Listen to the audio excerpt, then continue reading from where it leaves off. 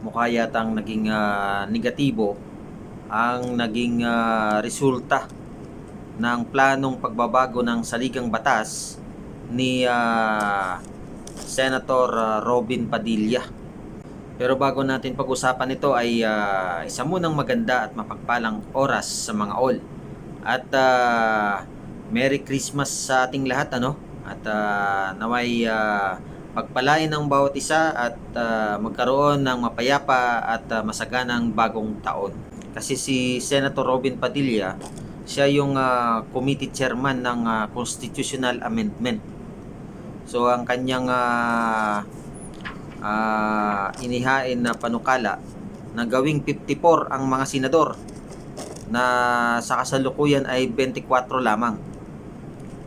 At ang termino daw ng presidente ay dapat gawing 2 terms. Ganun din ang mga senador. Kaya umani ito ng negatibong resulta, no? Ayon sa ating nakalap na balita. Kung gawin ba namang 54 ang senador, paano na mangyayari dyan? Magulong-magulo na yan. Sa 24 pa lamang ay magulo na. At hindi lahat dito ay ginagampanan ng kanilang mga tungkulin. Kasi ang mga senador sa ngayon na 24, ang iba dyan ay busy sa kanilang mga suporta sa kanilang mga partido. Papaano pa kaya kung maging 54 na ang mga senador? Di lalong maging magulo ito. Yan ang nabalitaan natin tungkol dun sa panukala ni Senator Robin Padilla na gawing 54 ang mga senador. Sobra kasi ang politika sa Pilipinas. Kaya hindi nagiging masaya ang mga kababayan natin, ano? Dahil nakikita sa mga ilang senador na imbis magtrabaho ay tumututok dun sa kanilang mga personal interest, no? Lalong-lalo na sa kanilang pagsuporta sa kanilang partido. Kitang-kita nga ngayon, malayo pa ang eleksyon, ay panay na ang kanilang mga ginagawa, no, para dun sa kanilang mga partido imbis na para sa bayan.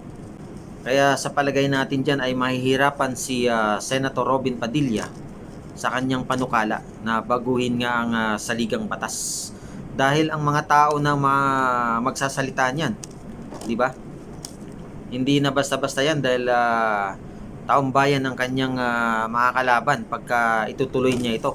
Kung maalala natin, noong 1995 sinubukan na ito, no? Pero hindi ito naging successful. So ngayon sinusubukan uli ni Senator Robin Padilla na baguhin nga ang saligang batas. Maganda siguro diyan na ipakita muna ng mga senador sa taong bayan na wala mo ng politika para naman makabawi sila. Sa kanila ito gawin, ano? Kung gusto talaga nilang pero ilan lamang ang may gusto rito, lalong-lalo na si Robin Padilla. Siya lang ang talaga namang nagpupus na gawing 54 ang mga senador. Pero kung sa kasalukuyan na 24, ang maganda siguro diyan ay ipakita nila na trabaho muna, hindi yung politika, di ba?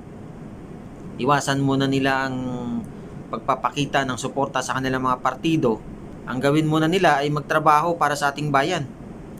Kung mapapansin nyo dito sa issue ng West Philippine Sea, iilang senador lamang ang maririnig natin, ano, na pinag-uusapan itong issue ng West Philippine Sea.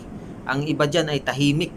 So iba yata ang gusto nilang pag-usapan, ang kanilang mga partido siguro. Kaya pag pinakita nila sa taong bayan na sila ay aktibo, ay baka sakali pa na pwede nilang isulong ito sa mga gustong isulong ang pagbabago ng saligang batas. At siyempre, gaganda ang paniniwala ng mga taong bayan sa kanila kung magpapakita sila ng ganitong mga solusyon sa mga problema na kinakaharap ng ating bayan. Kasi ang nangyayari ngayon, yung makikita mo yung kampihan eh, di ba? Kampihan nangyayari diyan sa Senado. So kung magkakampihan sila dahil lamang dun sa kanilang mga personal na interest, ay mahirap. Tulad dyan sa nangyayari sa SMNI, di ba? Merong gustong paimbestigahan si Apollo Kibuloy. Ang iba naman ay ayaw na, lalong-lalo na si Senator Robin Padilla. So paano malalaman kung hindi iimbestigahan? Dapat talagang pairalin ang batas pagka ganyan. Hindi yung pipigilan ka agad. Paano malalaman ang mga nangyari kung totoo nga o hindi kung hindi imbestigahan? Yan ang mahirap ngayon sa Senado. Marami silang kumukontra kaagad imbis na magkaisa at nang malaman kung ano ba ang mga problema ng ating bayan. Sa WPS, sa West Philippine Sea, yung iba dyan ay maaring pro Chekwa, kaya tahimik. So iilan lang ang talagang nakikipaglaban dito.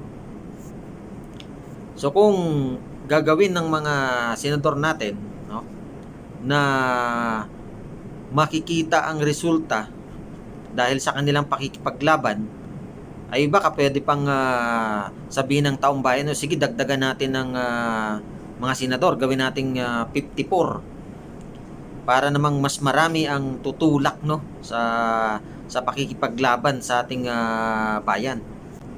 So kailangan mo nang makabawi ng mga senador at ipakita nila sa mamamayang Pilipino, sa ating lahat, na sila ay talagang nagtatrabaho at kampi sa ating lahat. Hindi yung kanya-kanyang kanya-kanyang pwesto, magkakampi-kampihan, ganyan.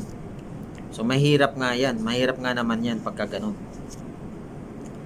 So yun ang bali-balita ngayon, no, na negative feedback ang panukala ni Senator Robin Padilla na baguhin ang saligang batas.